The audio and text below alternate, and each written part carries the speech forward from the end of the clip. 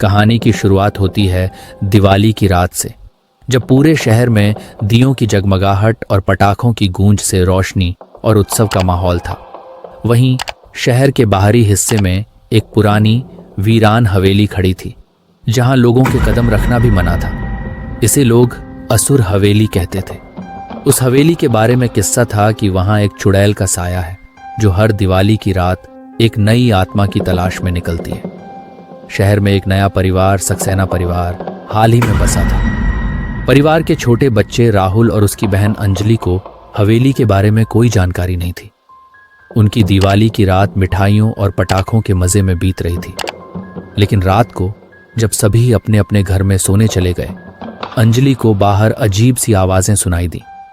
राहुल ने उसे समझाया कि शायद ये पटाखों की आवाज है, लेकिन अंजलि का दिल कह रहा था कि कुछ तो गलत है।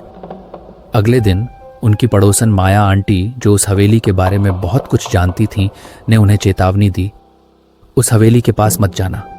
हर दिवाली को वहां कुछ अजीब होता है। लेकिन राहुल और अंजलि दोनों उत्सुक हो उठे। उस रात जब सभी सो गए, दोनों भाई बहन छिपते छिपाते उस हवेली की ओर चल पड़े। जैसे ही उन्होंने हवेली का दरवाजा खोला, ठंडी हवा का झोंका उनके चेहरों से टकराया। अंदर अंधेरा और सन्नाटा था।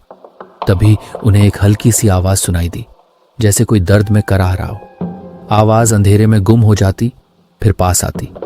दोनों ने एक दूसरे का हाथ कसकर पकड़ लिया और धीरे धीरे हवेली के अंदर जाने लगे। अंदर उन्हें एक टूटे हुए आईने पर हल्की सी छाया दिखाई दी। जैसे ही वे पास गए, अचानक आईना टूटकर गिर पड़ा और एक साया उभर कर सामने आया। वो एक औरत की भयानक परछाई थी। उसके लंबे बिखरे बाल, लाल आंखें और हाथों में चूड़ियां थीं जो खून से सनी हुई थीं। वो उनकी ओर बढ़ी और बोली, तुम भी वही करने आए हो जो मुझसे किया गया। राहुल और अंजलि ने भागने की कोशिश की, लेकिन हवेली का दरवाजा अचानक बंद हो गया। अंजलि ने साहस जुटाकर पूछा, तुम कौन हो? हमें जाने दो। चुड़ैल ने रोते हुए कहा, मुझे धोखे से मारा गया था। इस हवेली में हर दिवाली को मेरी आत्मा भटकती है। मैं इंतजार कर रही हूं उस दिन का जब मेरे साथ हुआ अन्याय खत्म होगा। जैसे ही उसने ये कहा, हवेली में जोर से चीख गूंज उठी और चारों तरफ अंधेरा फैल गया। अगले पल राहुल और अंजलि अचेत होकर फर्श पर गिर गए। अगली सुबह उनकी आंख खुली तो वे अपने घर के बाहर पड़े थे। दोनों को यकीन नहीं हो रहा था कि यह सब सपना था या हकीकत। लेकिन जब अंजलि ने अपनी कलाई देखी तो वहां चुड़ैल के खून से सनी एक चूड़ी बंधी थी। अब सवाल उठता है, क्या वो चुड़ैल अपनी कहानी राहुल और अंजलि को बताने के लिए आई थी, या उसे अपनी आत्मा की शांति के लिए किसी की जरूरत थी? राहुल और अंजलि ने ठान लिया कि वे चुड़ैल के रहस्य को जानेंगे। लेकिन क्या वे हवेली के अगले रहस्यों से सुरक्षित निकल पाएंगे, या चुड़ैल के इंतकाम का शिकार बन जाएंगे? ये एक ठंडी और काली दिवाली की रात थी। शहर के कोने कोने में दिए जल रहे थे। मिठाइयों की खुशबू हवा में तैर रही थी और पटाखों की आवाज हर ओर गूंज रही थी। लेकिन शहर के बाहरी इलाके में एक सुनसान और वीरान इलाका था, जिसे लोग काली चौक कहते थे। कहते हैं इस चौक पर एक चुड़ैल का साया था। कोई यहां आने की हिम्मत नहीं करता था, खासकर रात के समय। शहर में नए आए दो दोस्त अर्जुन और रवि ने सुना था कि काली चौक में एक रहस्यमयी खंडहर है, जहां पर एक खतरनाक चुड़ैल का बसेरा है। उत्साह और थोड़े डर के साथ वे दोनों इस खंडहर की ओर जाने का फैसला करते हैं। दोनों का मानना था कि यह महज एक अफवाह है और ये रात उनके लिए एक रोमांचक अनुभव होगी। जब वे वहां पहुंचे तो पूरी जगह पर एक अजीब सी ठंडक थी।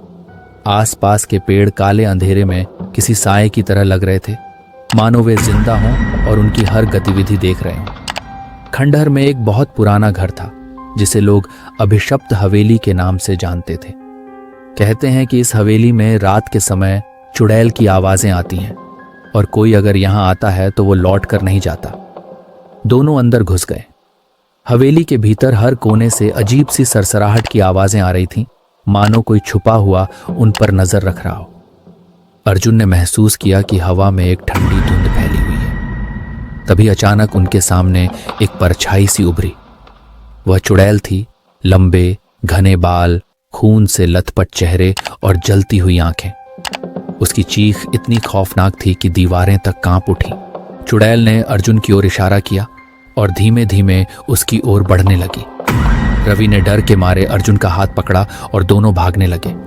लेकिन जैसे जैसे वे भागते गए, घर के दरवाजे और खिड़कियां अपने आप बंद होती गईं।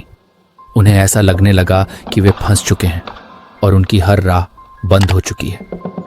अंत में किसी तरह एक खिड़की का टूटा हिस्सा देखकर वे दोनों उससे कूदकर बाहर आ गए। उन्होंने भागते भागते देखा कि काली चौक के पास एक पुराना मंदिर था। वहां पहुंचकर उन्होंने राहत की सांस ली, लेकिन तभी मंदिर के पुजारी ने उनसे कहा, तुमने गलती की। उस चुड़ैल ने तुम्हारी आत्मा को अब अपना बना लिया है, वो तुम्हें जाने नहीं देगी। अर्जुन और रवि ने सोचा कि वे इससे दूर हो गए हैं, लेकिन जब वे घर लौटने लगे तो उन्हें अजीब सी आवाजें अपने आसपास महसूस हुईं।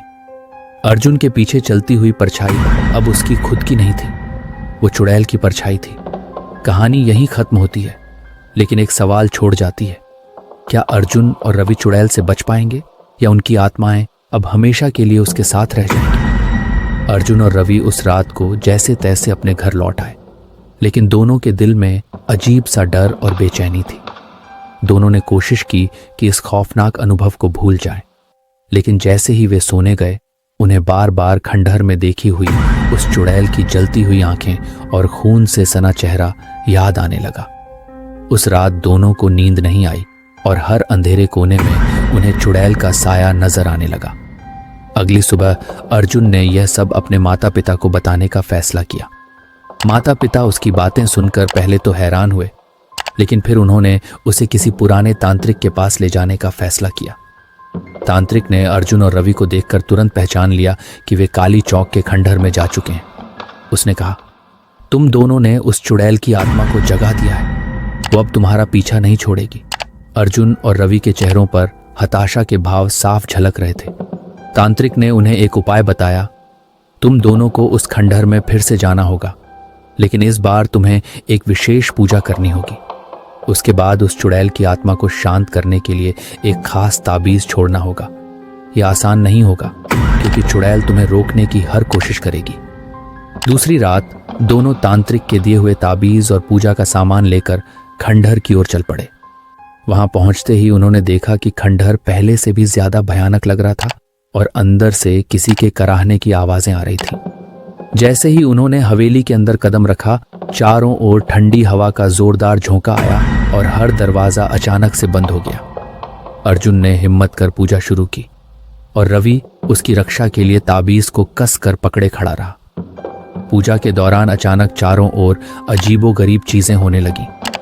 फर्श पर खून की बूंदें दिखाई देने लगीं, दीवारों पर जलती हुई आंखें चमकने लगीं और एक डरावनी आवाज गूंजने लगी, तुम्हारी आत्मा मेरी है।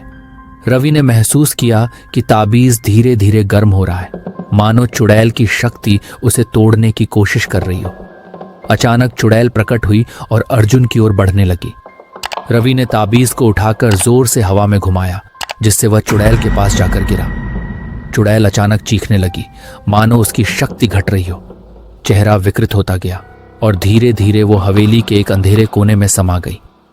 एक पल के लिए दोनों को लगा कि सब खत्म हो गया, लेकिन तभी अंधेरे में से एक आखिरी फुसफुसाहट आई, तुम मुझसे बच नहीं सकते, मैं फिर लौटूंगी।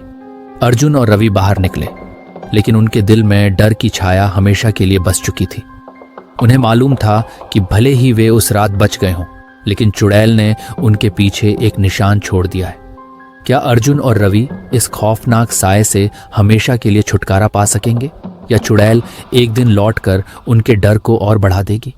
तो दोस्तों, कैसी लगी आपको ये कहानी? आपकी हर राय हमारे लिए बहुत खास है, तो कृपया कमेंट में अपनी फीलिंग्स जरूर शेयर करें।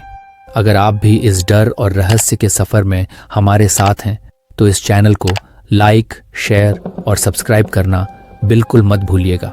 आपकी सपोर्ट हमें और कहानियां लाने की प्रेरणा देती है। मिलते हैं अगली कहानी में एक और नए एहसास के साथ।